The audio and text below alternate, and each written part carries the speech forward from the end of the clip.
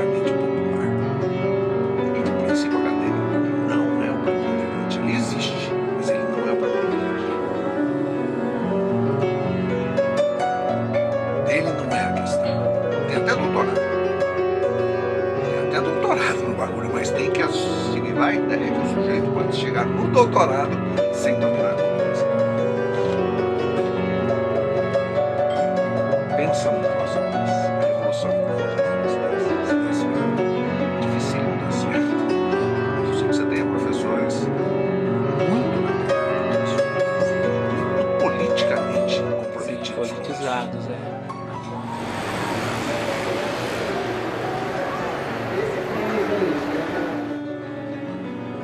O sujeito sai de uma comunidade indígena e vira doutor, sem estar dominando o código escrito, e produz livros.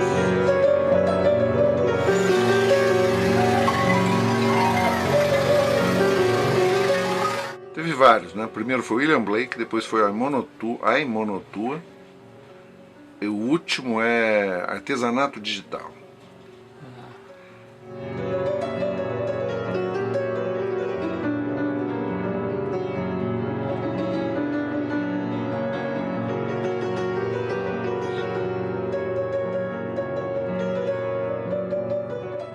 Essa percepção sua recente de que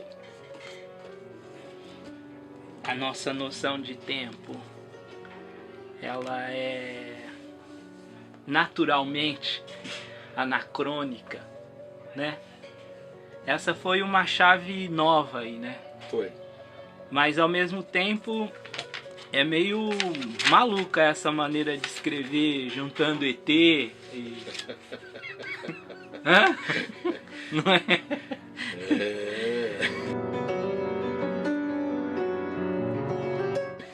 Isso tem uma razão, né? E ao mesmo tempo um texto, né, inicialmente ele é bem sintético, né? Você junta coisas que um historiador não faria, né? Você junta de uma forma bem rápida, né? E vai para o argumento principal, né? Eu acho que aí entra um percurso que eu já estou fazendo. No fundo, desde que eu entrei no curso de História pela segunda vez, né? Porque eu comecei a fazer História nos anos 70. E aí, na verdade, comecei a fazer História porque um avô meu era um cara muito lido, lia muito e me contava muito histórias de romanos, de gregos. E eu fui criando uma certa mítica, né? Que a história era um lugar legal para se habitar. E quando eu entrei no curso pela primeira vez, na PUC de São Paulo, acho que em 77, eu fiquei apavorado, né? Eu achei a coisa mais horrível do mundo o curso de História. Eu saí rapidamente, fui viver na Amazônia, longe dessas coisas. E depois de mais de 20 anos, depois que minha filha nasceu, eu voltei para ser professor. E aí eu quis passar rapidamente por essa coisa horrível que é o curso de História. E ao passar rapidamente eu vislumbrei um caminho que é um caminho da não história. Acho que essa era a chave, né? Ou da anti-história. E meu olho foi se afinando para o problema mais complicado da história, que é o problema do anacronismo. O anacronismo ele fecha, ele é uma chave que fecha. E ele fecha numa data precisa, numa questão precisa. Porque a história para mim não é uma coisa que os homens fazem desde sempre. A história para mim é uma disciplina iluminista que nasce no bojo das arquiteturas ideológicas do Estado-nação. A história é isso que ela é. Ela foi inventada por Vico e foi alimentada pelos franceses, pelos ingleses, pelos italianos no século XIX. A história é uma disciplina. Ela disciplina coisas. E como que ela disciplina essas coisas? Ela criou uma forma de naturalizar essa narrativa do século XIX, ela naturalizou isso, colocou isso no passado e fechou a porta criando um anacronismo. Então qualquer pessoa que pense diferente daquilo que foi organizado no século XIX é anacrônica. E não há nenhum pecado pior para um historiador do que ser anacrônico. É como se ele não entendesse o passado. Né? E eu fui justamente tentando quebrar essa estrutura, que está intimamente ligada com a ideia de quadripartismo, com a ideia dos 4 tempos.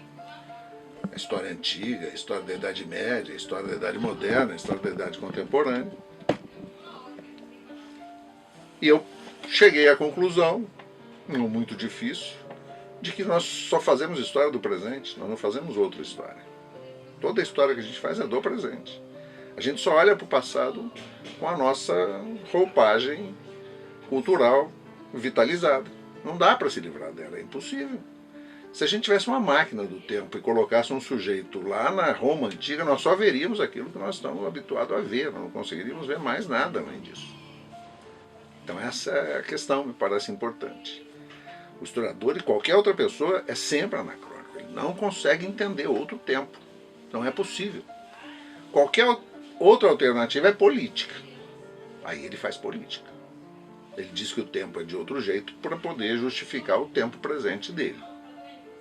Não tem escapatória. Nós nunca sairemos dessa maldição. A maldição de vivermos aprisionados nas nossas redes culturais. É a maldição não de Vico, é a maldição contra Vico. Porque Vico é o cara que diz que dá para sair. Ele diz que dá para olhar o passado como ele é. Nós não conseguimos ver o passado, jamais veremos. É impossível. Nenhum documento traz o passado, nenhum texto traz o passado. Nenhuma teoria. Nenhuma teoria. Nenhuma metodologia. Nenhuma metodologia. O passado não nos é dado. Então eu acabei virando uma espécie de anti-historiador. Se o historiador é aquele que estuda o passado, eu só quero estudar o presente. Então eu vou ao passado para fazer a mesma coisa que qualquer historiador faz, justificar o presente, entender o presente. E eu vejo no passado, portanto eu posso usar, para fazer esse tipo de argumentação, eu posso usar qualquer coisa, inclusive ETs, inclusive tumbas que ninguém nunca tinha encontrado, inclusive pirâmides desconhecidas, para dizer justamente o contrário do que a história diz. É uma decisão política, altamente ideológica, a que eu tomo. E qual a relação disso com essa nova perspectiva sua de educação? Uma anti-história está para uma anti-educação? Está para uma anti-educação, para uma antidisciplina. Né? Porque romper, ser não disciplinar, ser antidisciplinar, ser contradisciplinar, é buscar uma educação que também caminhe por trilhos não disciplinares. Porque a palavra disciplina é uma palavra poderosa para a educação. Ela traduz, em grande medida, o que deve ser a educação. A educação tem como função disciplinar as pessoas. Ela faz. E disciplina segundo um certo código, que é arbitrário, que é restrito, que é privado, e que é ligado a um sistema de dominação altamente sofisticado. Esse código é o código da escrita. Né? É a chamada civilização da escrita. Eu venho usando esse termo. A civilização criada depois da invenção de Gutenberg, né, a civilização tipográfica, ela teve a necessidade de criar uma escola baseada num código central, um código que unificasse tudo. Esse código é o código da escrita. Todas as disciplinas operam nesse sentido. Quando você destrama a história e começa a tentar entender o presente fora dos determinismos que a história colocou, não tem outra forma de fazer isso a não ser dialogicamente.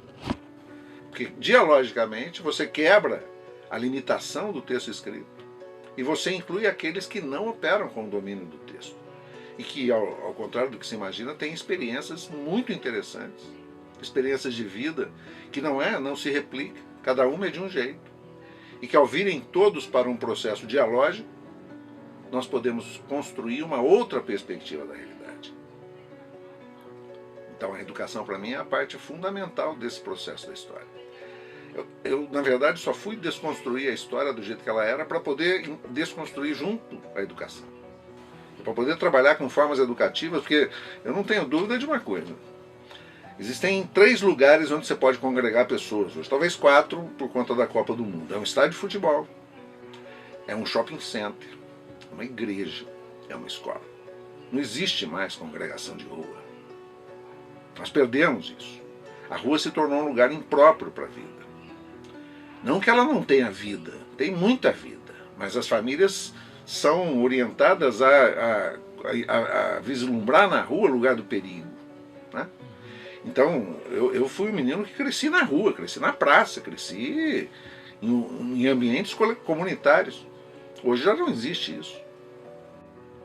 A escola é esse lugar. Se não for a igreja, se não for o shopping center, se não for...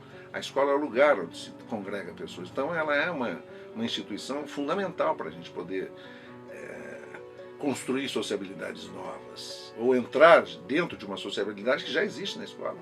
Basta você ir no recreio, em qualquer escola pública, e ver como a vida pula no recreio. Basta você ir na saída da escola, na hora que eles estão saindo, tem um monte de meninos que já não estão mais na escola e que vão todos para lá. É um ambiente generoso de sociabilidade.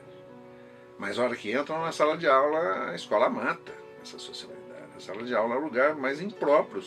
Meu filho tinha uma camiseta que dizia assim: eu adoro a escola. O que eu detesto são as aulas. E é com razão. A aula é o lugar disciplinador. É o lugar da disciplina. Então a aula também poderia ser um lugar de afetividade. Também poderia ser um lugar de sociabilidade. A questão da dialogia, para mim, é uma questão política por isso. Ela não recusa a escola, mas ela encontra na escola as pessoas que fazem com que o mundo seja mais interessante. Quando se fala de educação e afeto, a gente acaba caindo nas máximas aí do Xalita, né, do amorzinho, né? Mas nesse caso, afeto e educação se relacionam de que forma? Ou especificamente, quando você fala afeto, o que você quer dizer com isso? Poder afetar as pessoas. O afeto no sentido de afetar o outro. Não é uma questão de amorosidade, né? As relações são relações entre sujeitos. Sujeitos de potência. Nenhum sujeito é vítima, nenhum sujeito é algoz. As pessoas são muitas coisas ao mesmo tempo. Então a questão do afeto é a questão de você abrir-se para um afetar do outro. O outro te afeta, porque o que ele diz te interessa, porque o que ele diz te incomoda, porque o que ele diz te modifica. E a mesma coisa, o que você diz também o afeta. O diálogo, então, seria um lugar de afetação, mútua, coletiva. E ao afetar-se pela fala do outro, você entra num processo de respeito com o outro. O que falta na escola é uma única coisa: respeito. É preciso saber o que é desrespeito. Os professores têm sofrido com a ideia de que uma crise está em andamento, de que a educação está em crise, por uma única razão: eles não conseguem entender a falta de respeito que eles devotam aos estudantes. Onde está a falta de respeito? Em querer ensinar para o estudante que ele não quer aprender. Essa é a primeira falta de respeito. E quando qualquer estudante pergunta: mas por que eu tenho que aprender isso? Nenhum professor sabe responder. É sempre uma promessa que a ele também foi feita. Um dia você vai saber. Né? Nas redes sociais tem pululado essas coisas sobre a fórmula de Bhaskara. Alguém colocou lá: eu vivi mais um dia sem entender por que eu tive que aprender a fórmula de Bhaskara. Não é só ela.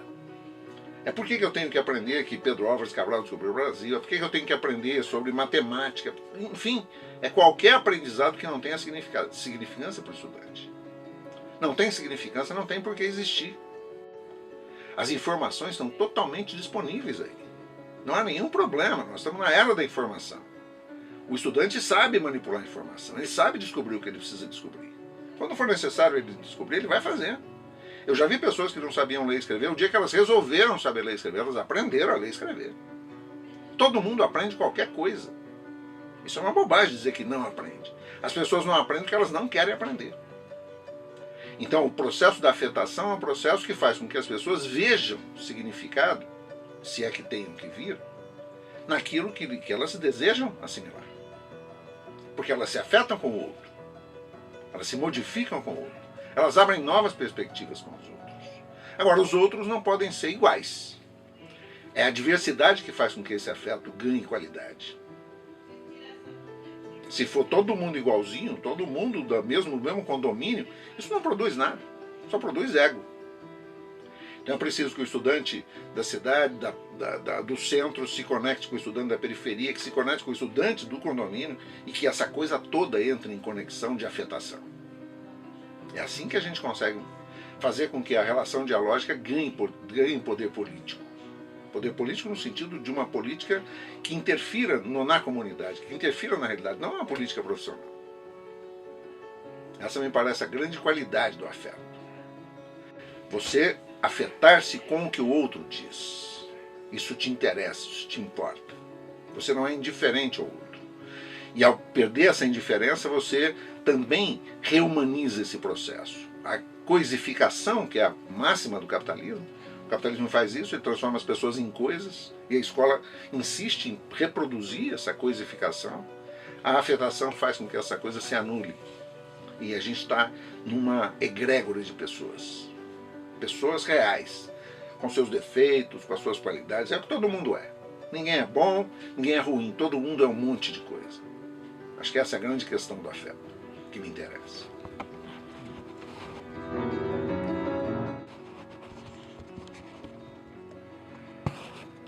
E qual a relação, Edu, hoje, dentro das coisas que você tem produzido, das reflexões que você tem elaborado, entre tudo isso e as tecnologias construtivas, o acesso à moradia e a criação de espaços de existência humana com baixo custo,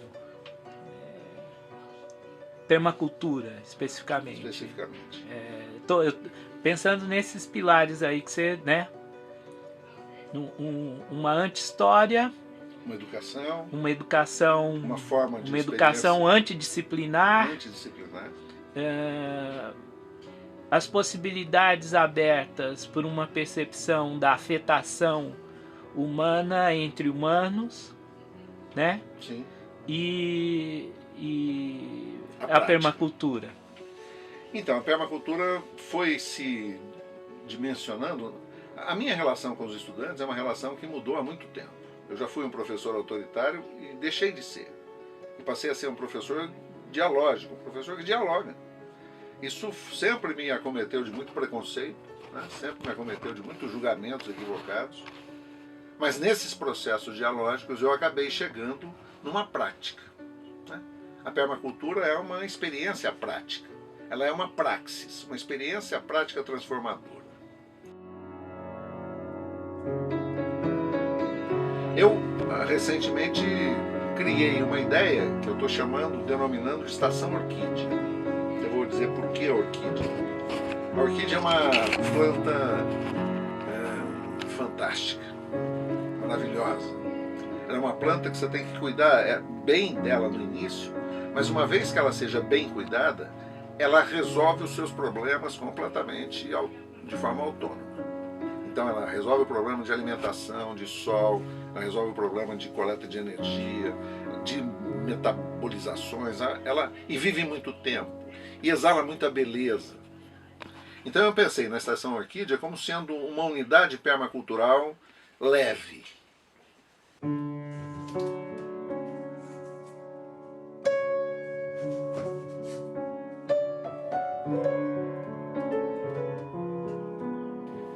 Eu comecei a trabalhar com essas questões envolvendo 5 pontos, que me parecem pontos, porque existem 3 ou 4 elementos nesse processo todo que nós estamos conversando que me interessam e que são objetivos do que eu faço. O primeiro elemento é o elemento de se lidar com o ego. O ego é muito poderoso e muito forte, e ele produz grande parte dos malefícios que a gente encontra na sociabilidade entre humanos. Então, a primeira questão, lidar com o ego. A segunda questão, lidar com o que eu chamo de expectativa do futuro ou depressão em relação ao passado. Eu reinstalei a ideia na minha vida, primeiro e depois no meu trabalho, a ideia do carpe diem, de se viver o dia, viver plenamente o que a gente tem que viver o dia, sem ficar protelando para o futuro sonhos, ilusões, promessas. O que dá para fazer hoje, a gente faz hoje. Né? É uma busca pela felicidade hoje, não pela felicidade amanhã. É possível viver assim? É, desde que você, primeiro, reduza o seu ego a uma condição aceitável da relação. A segunda coisa, além de reduzir o ego, é preciso ter autonomia de pensamento. Hoje existe na sociedade uma uniformidade de pensamento. Todo mundo pensa razoavelmente as mesmas coisas. Não é muito difícil você descobrir, você perguntar para um estudante ou para qualquer pessoa conceitos gerais sobre o que é capitalismo, o que é pobreza, o que é educação. Todo mundo sabe mais ou menos as mesmas coisas sobre isso. Você não tem espaço para uma autonomia intelectual. Uma pessoa que pensa autonomamente e pensa diferente do que pensam os outros. Normalmente isso é visto como ficar fora da caixinha, como fonte de preconceito.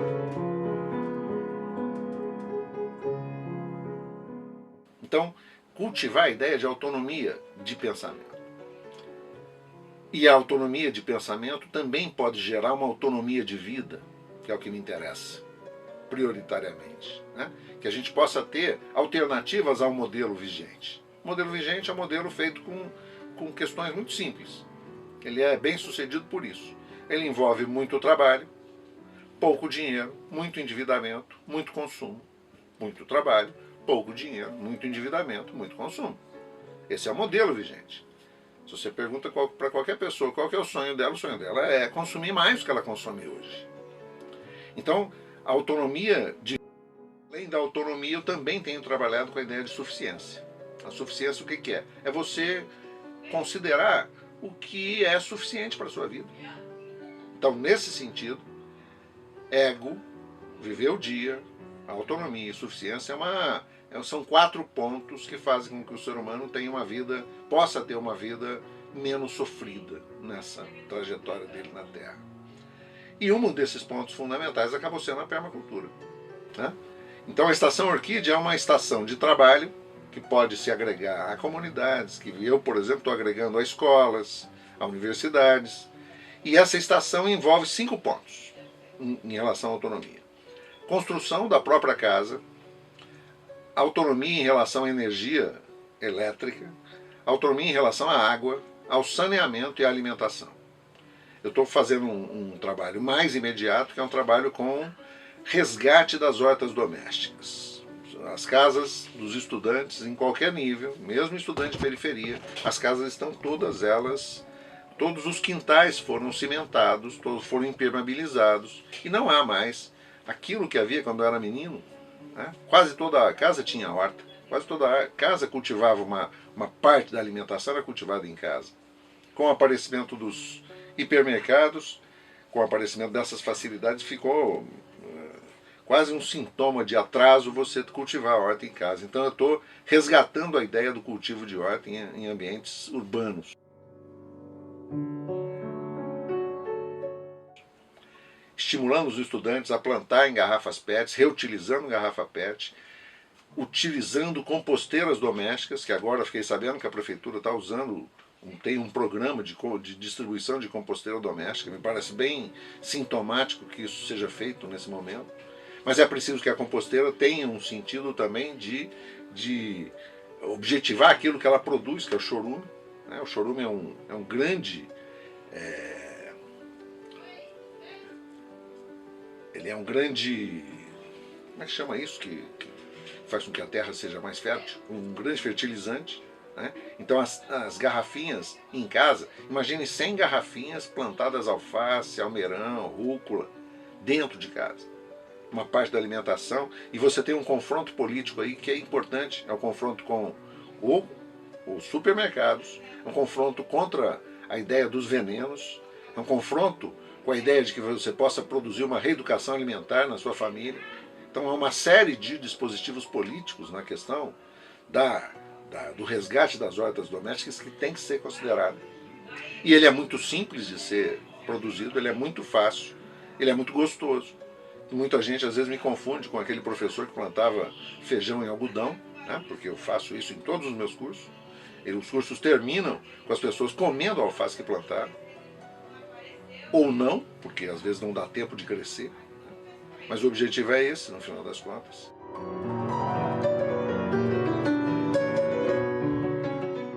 Então, essa ideia de que você possa construir sua própria casa com tecnologia, eu tenho chamado essas tecnologias de tecnologias de convivência, porque o que importa, na verdade, não é tão somente o fato de que você produza sua autonomia, mas que você faça isso com outras pessoas, que você congregue pessoas.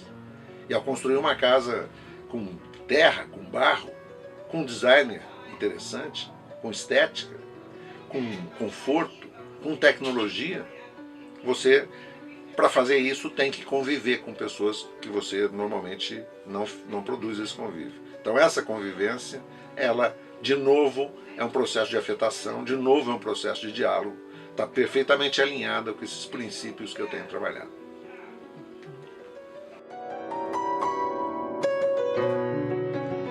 A permacultura é um princípio que foi criado. Na verdade, a permacultura, eu tenho estabelecido 3 níveis de ação com permacultura.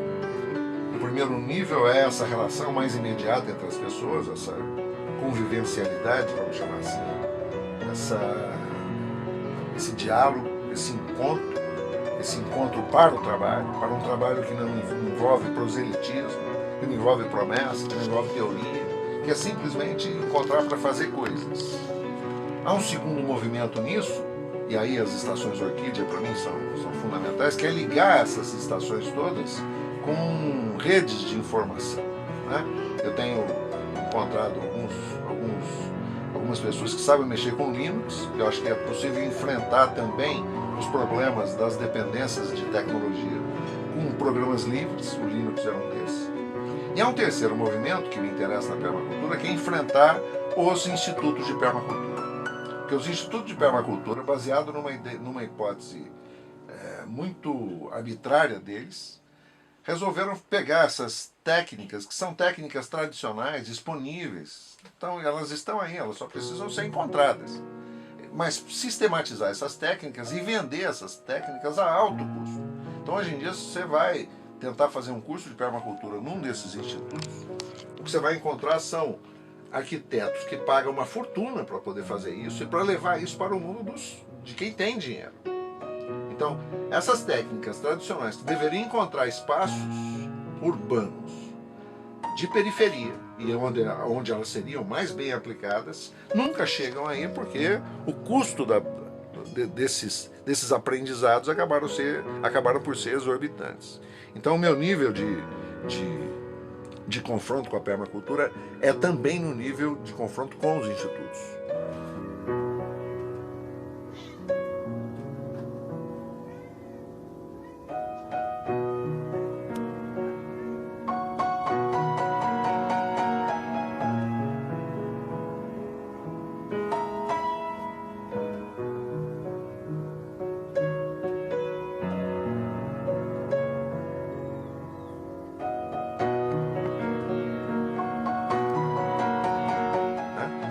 Fazer com que esse modelo chegue ao sujeito comum, né?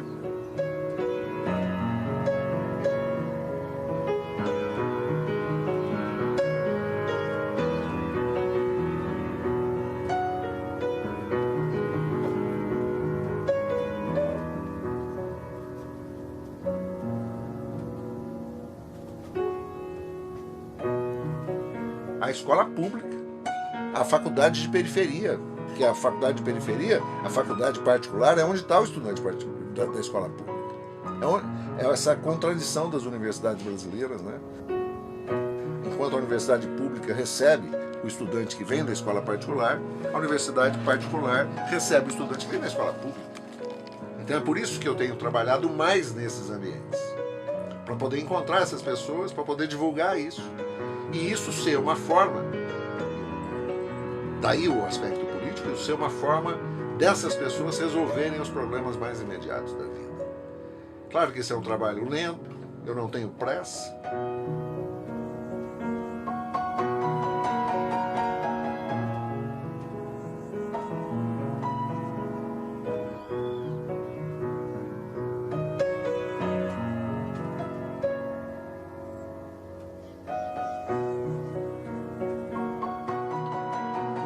de assimilação difícil, porque trabalha com coisas tradicionais, enquanto nós temos toda uma cultura de que a cultura tradicional é uma cultura do regresso, uma cultura do passado, que deva ser superada pelo desenvolvimento. E aí é importante lembrar que a palavra desenvolvimento, ela é uma palavra poderosa nisso. Desenvolvimento quer dizer acabar com o envolvimento. A ideia de desenvolvimento é isso.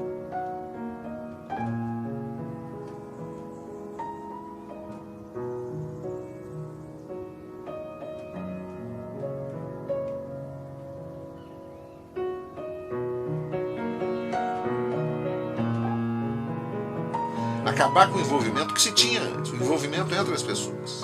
Você desenvolve e você rompe com a ideia de envolvimento. E aí você tem pessoas egoístas, solitárias, doentes. Então esse tipo de trabalho é um trabalho, para mim, que envolve a melhoria da qualidade de vida de quem se envolve.